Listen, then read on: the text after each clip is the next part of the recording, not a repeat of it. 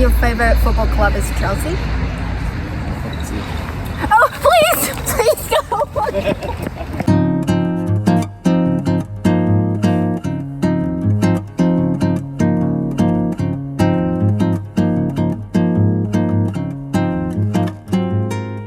Hello everyone. Today we have someone super important, which is the VIP for this show. I'm like the 5th most important person that's ever gone. But I need to Maybe tell. 6th because counting you. Yeah.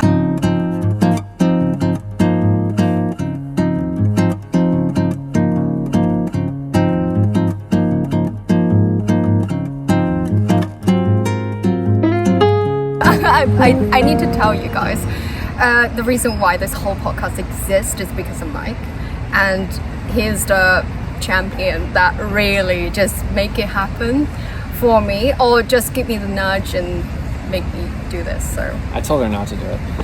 But I will never listen. I never listen to people. Yeah. I did some research about your background, and you started as a system architect and then extended your career into rebranding and marketing. So I'm guessing that you approach life or approach work in a dual lens, like creative and analytical. Like I got a red one and a blue one? Yes. Which pill are you going to take? Yeah, right.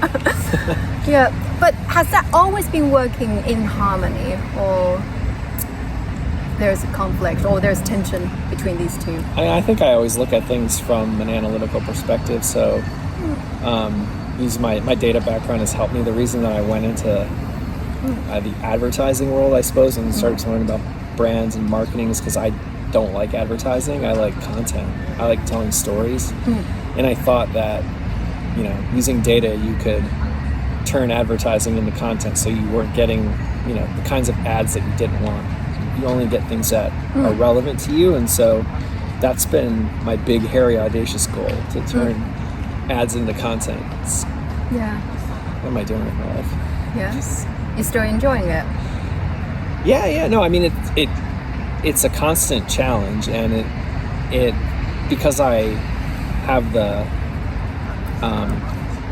good fortune to work with so many great brands. They have a lot of questions about it, and will jam with me on what their ideas. And I mean, I've never done what you do. I've never had a brand, so I've never done the supply chain. I've been a tech person and a serial tech CMO, and been on cap tables and stuff, but like I've never done exactly what you do. So if you don't ever take my advice, it won't hurt my feelings. But it's good. I think it can be a good therapy session for people. It can give you some good ideas, and it gives me a lot of good ideas too. So I think it's like getting to work with brands is great because it's kind of a two-way street. Yeah. If two of us started a brand today, what would it be? Oh, I have some great ideas. Oh yes, please tell me. So I have 2 beverage ideas. Yes. One is called It's Due in 20 Minutes. You drink the beverage and you get the feeling of whatever project you're working on is due in 20 minutes, because that's when we should have done this, all the great ideas come in. Wow. And then the other beverage is another ideas beverage. So it's called Standing in the Shower. So you get the feeling that you're in the shower when you have no stress, nothing to do, and just for a few minutes, all the good ideas just start pouring in. Wow. Those are my ideas for beverage. That sounds like creativity explosion for me. Like it's an accelerator for that. Yeah, it's an accelerator for creativity, for ideas. Yeah. So that's specifically tailored for you, or anyone knows? I mean, everyone can use it, I suppose. Like a pain point that you I just haven't really come up with the formula yet, or found a genie in a bottle to wish that I could just have that beverage. The use cases are, I have something that needs to get done, and I'm having a creativity block. Do you still remember the first time that you actually get in front of the camera, like professionally? Do you still remember how you felt? Because now you're just supernatural and just flow really beautifully. But I don't imagine that's the case for everyone. For example, like me, I stutter sometimes, and it's just I feel I like think that's you a superpower. just have to not give a you know what and just go and do and say the things that you can say. I think a lot of people who do public speaking are trying to impress themselves, and you have to be comfortable with the things that you know and hope that those are going to be good enough for whatever you're doing right now. Like right now you think, oh yeah, you're so calm, but I'm like, I hope the things that I'm saying are useful for somebody. The biggest thing that I remember is that I would have a lot of ums and ahs and oohs and things like that I don't want in my public speaking.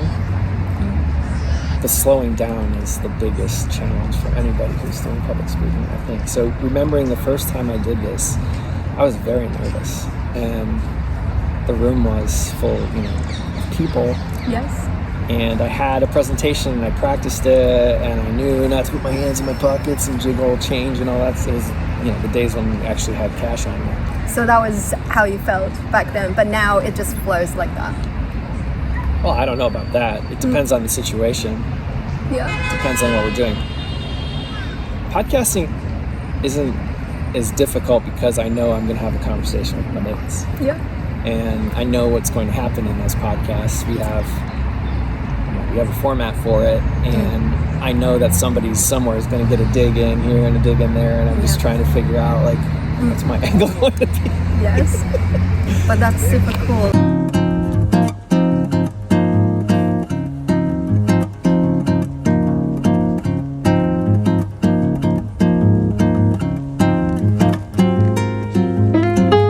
I have a very naughty question. What's your favorite co-host? Come on. It's Jackie, of course. Is That's Jackie? easy. Yeah, Jackie.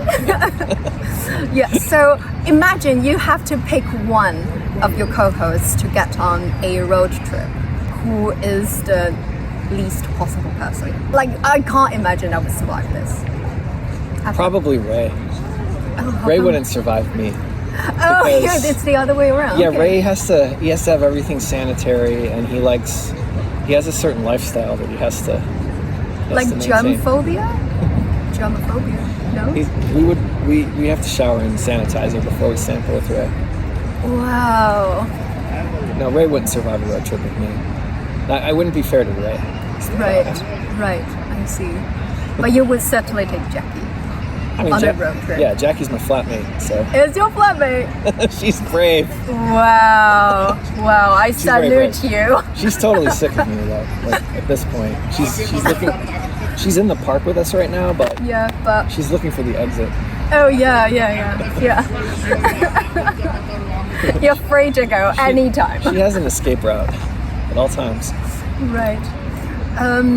What's the biggest difference between on-camera mic and off-camera mic? I don't know that there's a big difference between on-camera mic and off-camera mic, Yeah. except that off-camera mic will tell you his ideas a lot faster. A lot faster. He is quite as considerate before he says something. Please don't be considerate with me, because I like people being bluntly honest sometimes. But you have on-camera, right? It's okay. We can edit it. Who knows the other way? So it's just that difference. Yeah, probably. Right. Probably. What's the most? I really want to talk about food. What's the most off-brand snack you've ever eaten? Off-brand mic. Yes, that's okay. Off-camera mic. People, Off-camera circle mic back. talks about football incessantly. Can't Wow. stop. Yes. Can't stop, won't stop. Everything's about football. And your favorite football club is Chelsea? Oh, please go. Tell me, because I'm really ignorant in the world of sports. You have to do your research before you have someone on your show. Yes, I Of course, am. my favorite football Okay, club kill is me then. everyone's favorite football club, the Arsenal. The Arsenal. Yeah, sorry, it's not Chelsea. It's not Chelsea. I She said my favorite football club was. She thought it was Chelsea. Okay, execute me now, please. Anyone, please. Yes, I saw you wearing that T-shirt in one of the podcasts. Yes, yes, kill me now. Yeah. One of Yeah, my James favorite guests Wren. of yours, James Wren, Wren. wore his full Arsenal Yeah. colors during Yeah. the podcast. Yeah. I love that. Yes. And it was funny because when I saw it on social media, I just like saw you and I was like, oh cool, she's got like a trailer for her podcast, and I saw somebody walk by and I was like, Arsenal. And then I was like, it's James! Yes. James, bro! Yeah, we love James. Okay, from now on, I will remember forever until the day. I mean, you don't really have to. You don't like football, right? So you're not a football. I don't understand football. That's the thing.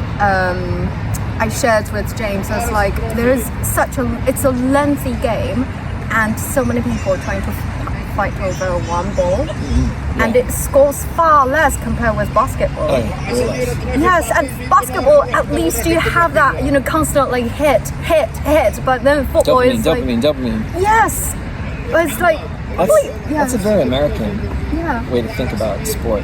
Like, the beautiful thing about the beautiful game is the struggle. There's like, oh my god. There's this dog across from us. He's stalking a squirrel.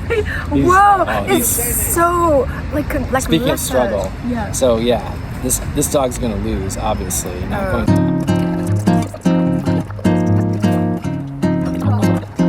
So you were talking about struggle. The struggle is beautiful, but also the layers of football are amazing, and it's just as much about what's going on off the pitch as on the pitch, and Americans don't really understand that, and to the point where if you go to a pub here to watch a football match, they optimize for the crowd noise, not the commentary. And in America, it goes the other way around. They ruin the whole thing because you can't hear any of the singing. You can, but it's not as easy to tell what someone's singing, so you miss a lot of the banter, a lot of like the subplots and the context, and also I think some of the camera angles are different too, where you want to see more of what's going on off the ball, and they just focus on the ball, and then American commentators just get so excited every time someone gets near the box. And it's exciting, but you don't have to get that excited. Anyway, so it's the struggle. It's beautiful. That's what I like about it. If you're not doing what you're doing now, what would you be doing? I would be the Duke of Westminster. That's my aspiration. How come? The Duke of Westminster owns 92% of the land in the county of Westminster. And I feel like that's a great life because you just want to own land. Independently wealthy. I love owning land. That's fun. Oh, right. But independent, just wealthy and not famous. Well, I mean, just low-key wealthy. Low-key. Yeah. Ridiculously wealthy. Yeah. And don't give a shit about anything else because I am rich. So, I can just... Yeah. I would do a lot of things. But that's like your dream life.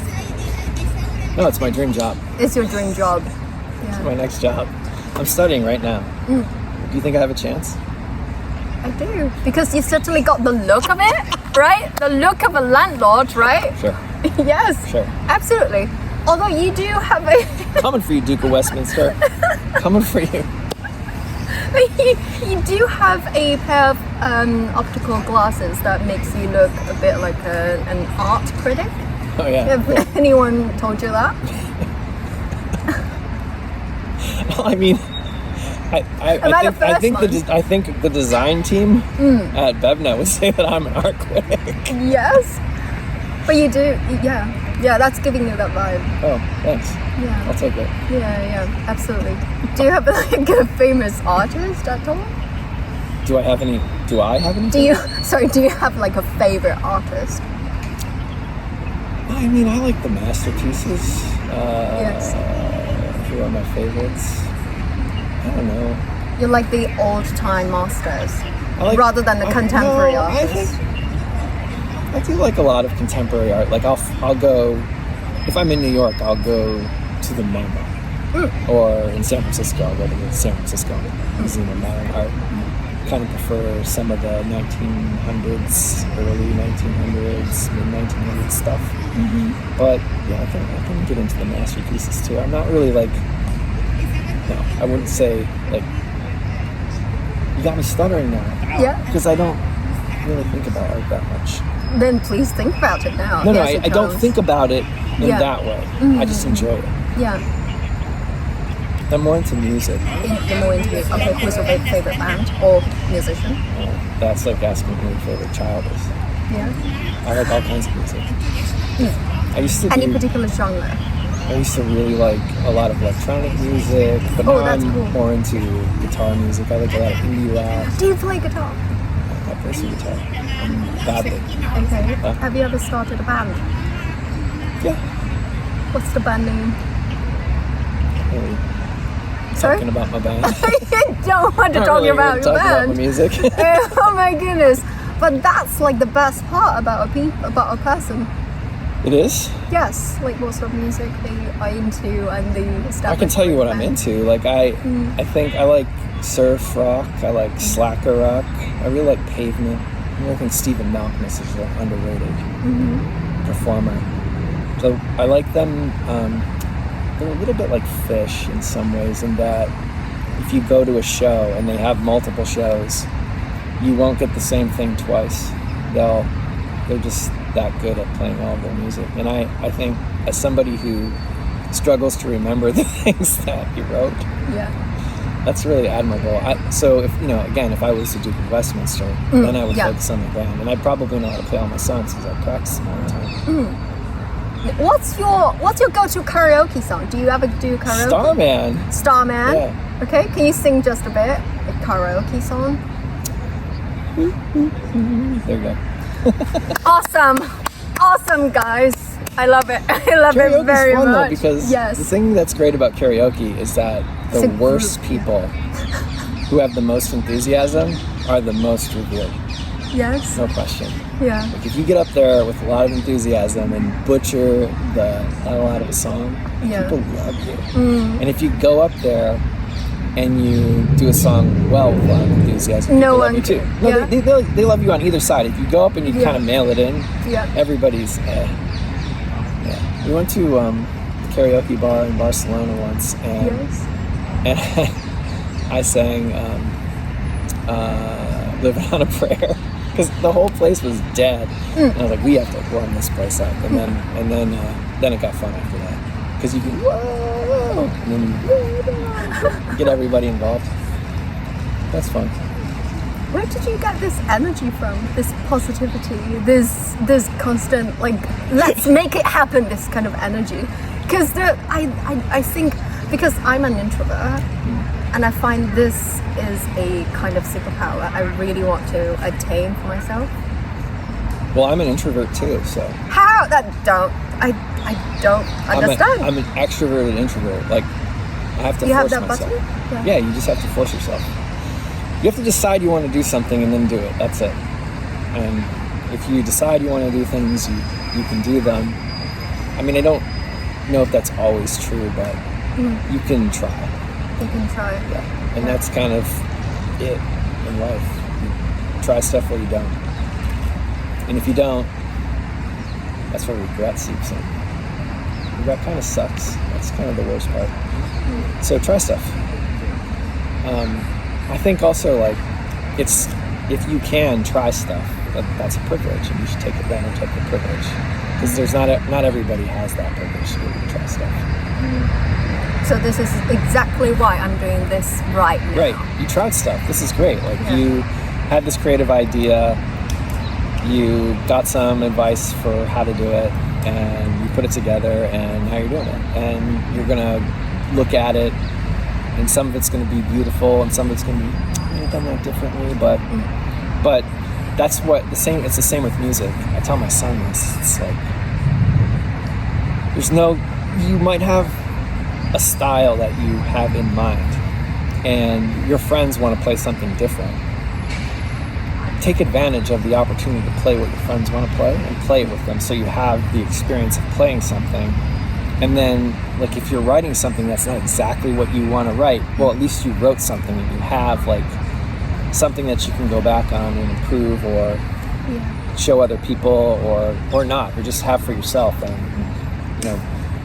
learn for yourself. And that's part of creativity is you don't have to share it with people. You can do things for yourself. that's amazing piece of just like this. You can just share it with me and no one else.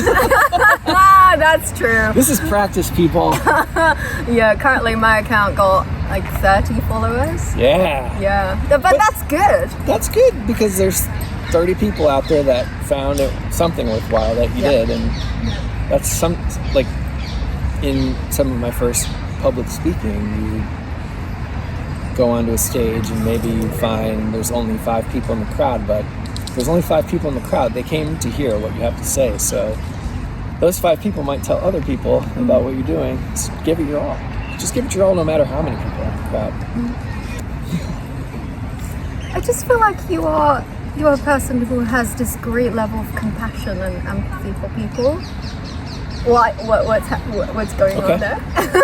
You were settled with that. Mike Schneider, great humanitarian, Duke of Westminster. Yes, on a lot of land, and I like people. I want to see people succeed. I want people to have opportunities, and like the world is kind of a cruel place, and I don't like that. So, I just have my small patch of the world that I'm in and can affect, and I try to do that. Your That's small all patch, we can do. that small patch made a huge difference in our world. Yeah, like everyone knows that an icon is traveling from the US to London. Use that word. That's like David Bowie's an icon. Freddie Mercury's an icon. Yes. Donald Trump's an icon. Boris Johnson's an icon. There's so many like people that are actually icons. You guys throw that word around a lot. Millennials. But I don't think so. I think whoever is inspirational, we would call them icon. Okay. It doesn't have to be like in huge coverage. It can be anything. Yeah, in your circle, you might have. Yes. Sure. Yeah. I think like. So please just accept the compliment. Okay, I'll accept. Thank you very much. I appreciate the uncomfortable compliment.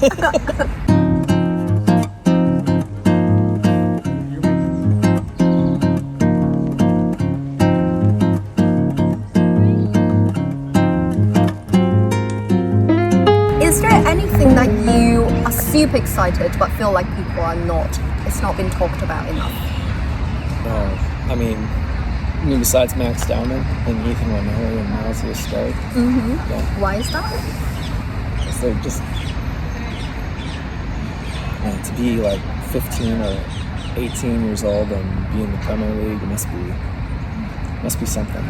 They're just like these young footballers who they get to go and train with their mates, and 2 of them are best friends, and all 3 of them are friends, and they're playing at the highest level and for the best team in the world. Yeah. It's amazing. I'm really excited for those guys. And the joy on their faces, they probably have no idea how it affects people, but like you'll see Miles, who just turned 19, he's on the pitch. Gabriel heads in the winner against Newcastle in the 98th minute, and everybody's like in this pile, and you just like, the camera's trying to get everyone's face so you can see all the joy, the excitement. Saliba's in there pointing at Gabriel, and it pans, and you just see like this little kid, Miles Lewis Skelly's face. Like he can look like a total badass, but in this moment he just looks like this little kid, and it's awesome. I get excited about stuff like that. I feel like these guys, they know what the opportunity is, and they're taking full advantage of it. And I don't know many people at that age who have that level of wisdom and really get like the opportunity to be part of a brand and understand like the core tenets of Victoria Concordia Crescent and the Arsenal way, and we don't buy superstars, we make them, and Arsenal's for everyone, inclusion, and all that stuff, and these guys like live that, and also they're part of it, and that's amazing. But like people talk about it, but do they like take a step back and there's a lot of pressure on those kids too, but they seem to handle it pretty well. I think unless you're on dumpster fire, X, people who are real supporters of the club, will peel back the onion and appreciate it. That's exciting. It's exciting to be part of something like that. And where you can like just walk in one day and like identify with that. And it's not like about the trophies, and it's not about, see, oh, you got off-camera mic somehow. Yeah. He's talking about football. You can just walk in and be a part of something because you identify with it, not because like they have all the trophies or all the best players, although they do. But it doesn't always matter if they win or they have the trophy at that moment. It's just like what's happening in that moment, and it can affect, like the effect that it can have on people's lives is incredible. It's just a beautiful experience. It's part of the reason why when they talk about having matches in like other countries, it's like, well, come over, come here, watch in the stadium, because just the way that everybody interacts is very special. It's a collective experience. Yeah. Do you know, I feel like I just witnessed something like on camera mic and off camera mic. Okay. And it's a huge honor. I captured both. It's amazing. Got me talking about football. Let's talk about football. Yes. Football. You know, the most beautiful thing is that I witnessed this light glowing on your face when you talk about football. Like the rest of the time is, you're just joyful. But when you talk about football, it's just the glowing, the glow. That's incredible. Do you think football sort of changed your mentality or your approach to life? I think I just didn't appreciate it when I was a kid. I played when I was younger, and again, it's a different game in the U.S. The way they train you, the way you play, it's very just direct. Attack. Pragmatic? It just less pragmatic, I'd say. Direct. Score goals. It's that basketball mentality we were talking about before. We need a lot of goals. We need to score many, many goals. But you don't. You need to score one more goal than the other side. And you have to figure out whether you play your game against the side or whether you change your game and play the other side. That's what you really need to think about. It's kind of like life and business. And so if you apply some of those lessons and you think that there are other outcomes besides winning and losing, you can find a lot more common ground between people if you think that way, because it's not always about winning and losing.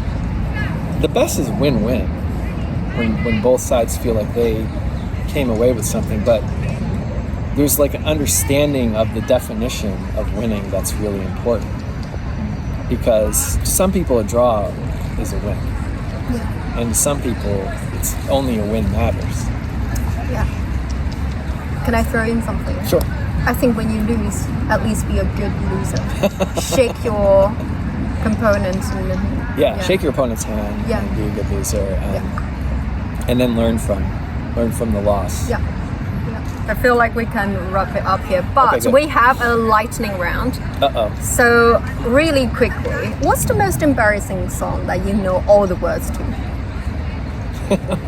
Mine is what does the fox say? You know, what does the fox say? Do you know that as well? Yeah. Most embarrassing song that I know all the words to. Jeez. Yeah.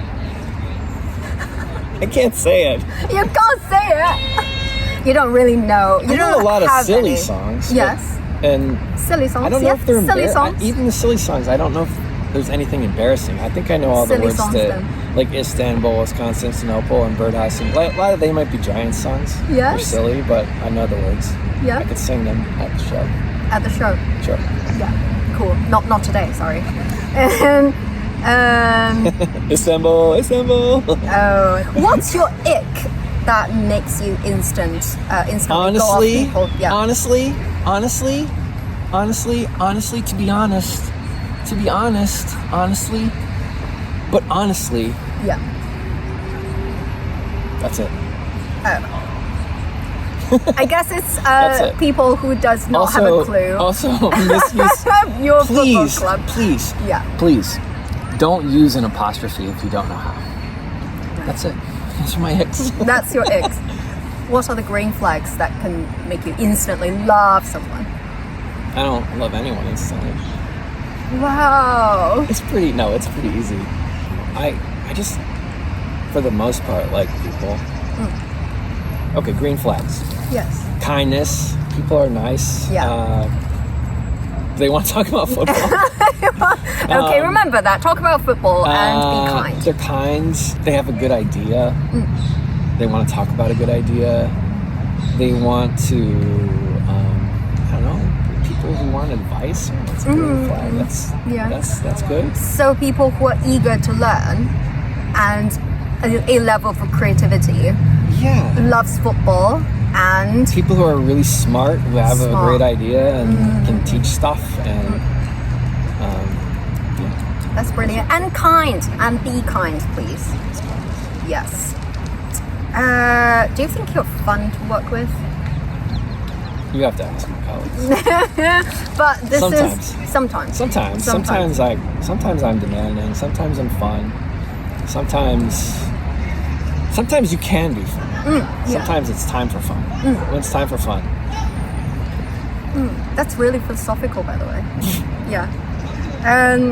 Tea or coffee? Coffee. What got you into coffee art, by the way? Coffee art?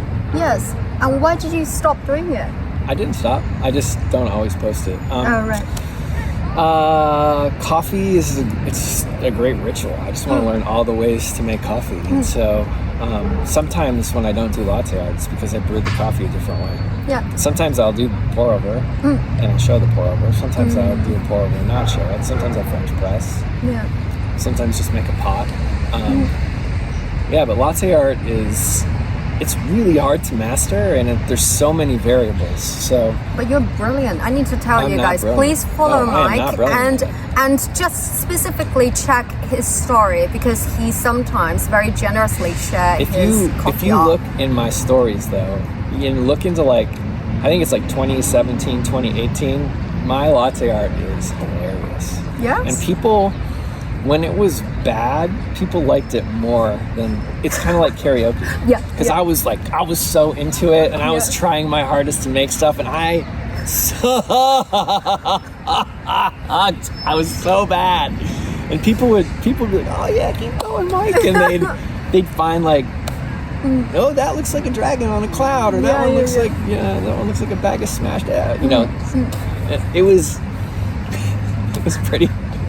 Those were interesting times, and now I'm good at latte art. I've got a couple of patterns I can make, and some that I'm trying to make, and I'm also in this realm now where I'm trying to make 6 ounce, and 6 ounce doesn't give you a lot of wiggle room for error, so you have to get it right or it'll spill over, and you don't have a lot of room to kind of in an 8 ounce or 12 ounce. Oh my gosh, we used to make 12 ounce lattes and sometimes 16 ounce lattes. That's like a bowl of latte. Exactly. That's a lot of latte. But when I came over here, everybody likes their lattes smaller. Yeah. My favorite's the cortado anyway. The cortado is the perfect. It's 40 grams of coffee, 40 grams of milk. I'm pretty good at the latte art, I think. Yeah. Those are my favorite. You didn't ask, but if you did. Yes. Cortado. Would you rather be remembered as the funny one or the hot one? There's no chance of me being remembered as the hot one. Come so I'll take the on, funny Matthew one. McConaughey. I'll take the funny one. The funny one? Yeah. But actually you will be remembered as the funny one. No, the funny one. Okay. Last question. What makes you hopeful right now? Hopeful? The young footballer you're talking about. the young footballers certainly make me hopeful. Yeah. That Liverpool is showing signs of weakness. Yeah. And I don't know, the next generation, my kids have a lot of good ideas, and they're a work smarter, not harder generation, which I think is going to bring a lot of balance to the universe, and hopefully they can find ways to get into influential positions so that they can, because my generation doesn't have a lot of that kind of that level of influence out in public policy. it's a lot of like the generation before mine, and then the next generation starting to get in, and mine's kind of like, oh, we missed our window. Yeah. So I'm hopeful for that generation and yours too. So yeah, that gives me hope. I think there's also the industry, the way that the industry operates is good. People want to make people healthier. They're thinking about sustainability. They're thinking about being less wasteful. And if we can make change together, then and you know, take small pieces from the big guys. And, people can make good businesses that they can become the next investors. And I'm hopeful for the next. We're seeing a lot of like really great trends now, like Desi brands and Asian brands and female-owned brands, and you know, people are making brands that they can see themselves in, which I think is extraordinary. It's a great time to be part of the industry. So there's a lot to be hopeful for. The new whole ecosystem. Yeah. That's brilliant. Closing tradition. We got to crunch. Yes, we need to crunch some mushrooms. So, nice. Because Jackie said she likes truffle, I wonder if that's your favorite as well. I'm truffle, sure. Yeah. Good. But are you? Huh? Are you interested in truffle? Yeah. Because we have 3 new flavors: baked cheese, truffle, and miso caramel. Okay. Oh, I'm first. Yes, go for it.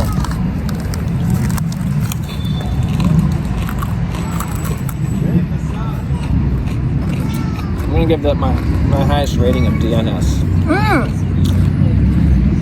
Does not suck. That's good.